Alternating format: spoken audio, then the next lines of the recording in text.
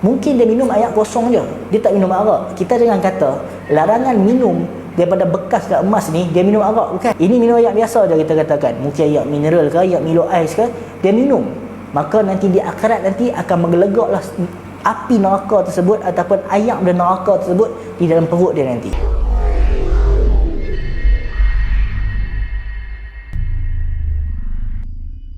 Kita risau kalau mungkin ada trend yang akan datang. Kita tak tahu dengan peredaran dunia sekarang ni macam-macam trend tertentu. Kalaulah kita katakan ada budaya tertentu orang minum air tak kisahlah air apa pun, minum daripada bekas daripada emas. Dia pergi kedai-kedai tertentu, mungkin ada kedai-kedai yang memang hipster sikit ke, ambil air tersebut, bekas tu daripada emas dia minum. Benda tersebut adalah benda yang dilarang dalam agama. Bahkan para fuqaha juga mereka mengatakan wala yajuz, maksudnya diharamkan, tidak boleh untuk seseorang itu istiamal, dia menggunakan, dia minum ataupun dia makan, buat apa-apa benda pun dia menggunakan istiamal, menggunakan bekas daripada emas dan perak. Jadi benda ini tidak bolehlah untuk seseorang itu dia ambil, dia gunakan perkara tersebut. Bila mana kita katakan benda ini dilarang, apa hukum dia? Ataupun adakah ia merupakan dosa besar ataupun dosa kecil? Kita katakan tadi tak boleh kalau kita nak minum ataupun makan ataupun istiamal menggunakan bekas yang mana diperbuat daripada emas dan perak ni. Dia dosa besar ataupun dosa kecil? Jika kita lihat di sini disebut oleh para fuqaha, addahu bulqini wa kaza ad-damiri minal kabair. Maksudnya adalah beberapa ulama seperti mana Bulqini mengatakan bahawasanya mereka menyebutkan ia termasuk daripada kabair, minal kabair, iaitu nak menunjukkan bahawasanya kalau kita minum ataupun istiamal menggunakan bekas dan emas dan perak, minal kabair, termasuk dosa besar, bukan dosa kecil. Tetapi beberapa orang ulama wa naqala al-Azra'i 'anil jumhuri annahu minas saghair wa huwa al-mu'tamad. Tetapi ada nukilan daripada al-Imam al-Azra'i daripada jumhur ulama, iaitu annahu minas saghair, minum ataupun kita menggunakan daripada bekas emas dan perak itu termasuk saghair, dosa kecil. Jadi ulama khilaflah sama ada ia dosa besar ataupun dosa kecil. Jadi nak katakan benda ini adalah benda yang mana bukan benda yang boleh kita pandang enteng, sehingga ulama berbeza pandangan dosa besar dosa kecil. Sebab hadis larangan ada tak? Ya, hadis larangan berkaitan hal ini ada. Jadi sebab itu sehingga para ulama ada yang mana mengatakan ia termasuk pada saghair, termasuk pada dosa-dosa kecil, ada mengatakan pada kabair. Jadi kesimpulannya kita elakkan terus daripada kita nak minum dari bekas yang mana diperbuat dari emas dan perak.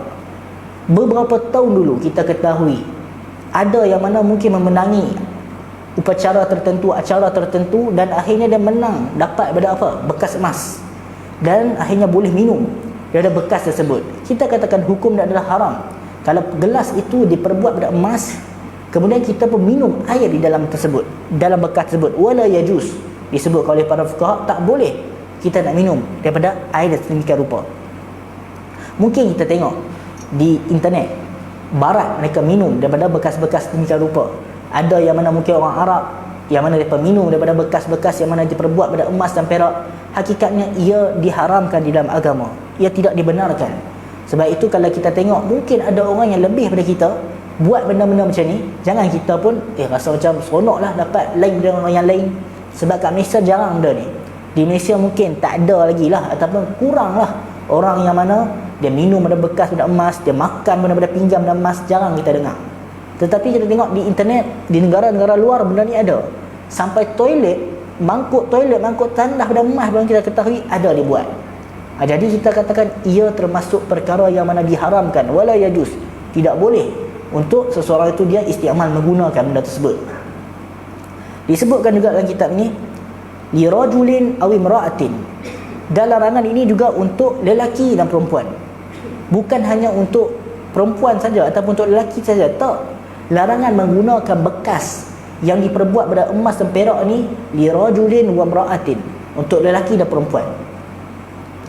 Sebab itulah benda ni dua-dua tak boleh. Contohnya kita tengok kat rumah kita ada bekas ataupun ada, kita katakanlah ini emas ni memang emas, kita andaikan saja kat rumah ada benda ni, Bukan hanya lelaki sahaja yang haram untuk minum daripada bekas ni, tetapi disebutkan lirajulin wa imra'atin, untuk lelaki dan perempuan haram.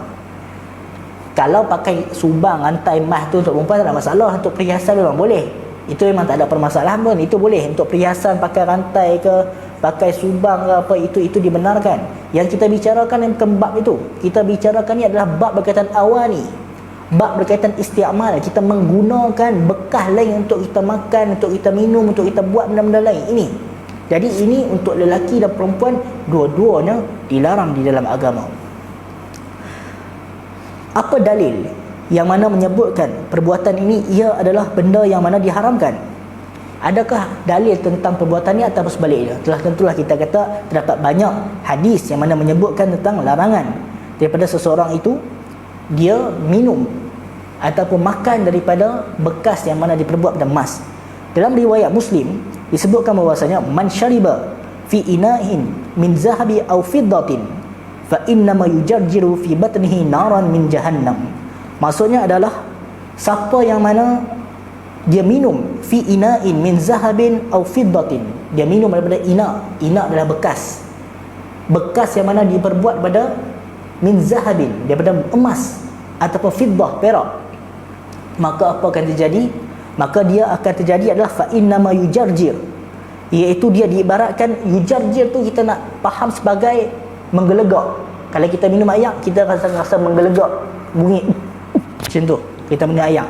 Maka orang yang mana dia minum daripada ina, bekas yang mana dibuat min zahabin, daripada emas dan perak, seperti mana yujarjir, dia menggelegak dalam badannya itu, fi batnihi naran min jahannam, seperti mana api neraka itu menggelegak. Dia minum air seolah-olah daripada api neraka itu, fi batnihi, dalam perut dia, dalam badan dia. Jadi nak katakan bahawasanya dahsyatlah perkara disebabkan ini, minum daripada bekas yang mana diperbuat daripada emas dan perak. Sebab itu kita kena jauhkan daripada melakukan benda tersebut.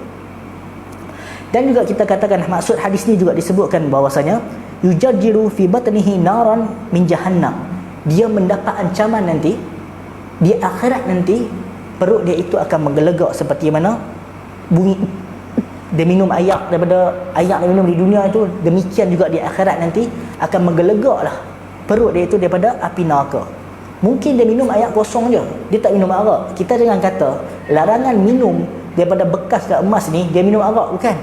Ini minum ayak biasa je kita katakan, mungkin ayak mineral ke, ayak Milo Ais ke, dia minum, maka nanti di akhirat nanti akan menggelegaklah api neraka tersebut ataupun ayak dan neraka tersebut di dalam perut dia nanti, fi batnihi. Sebab itu ini adalah salah satu ancaman.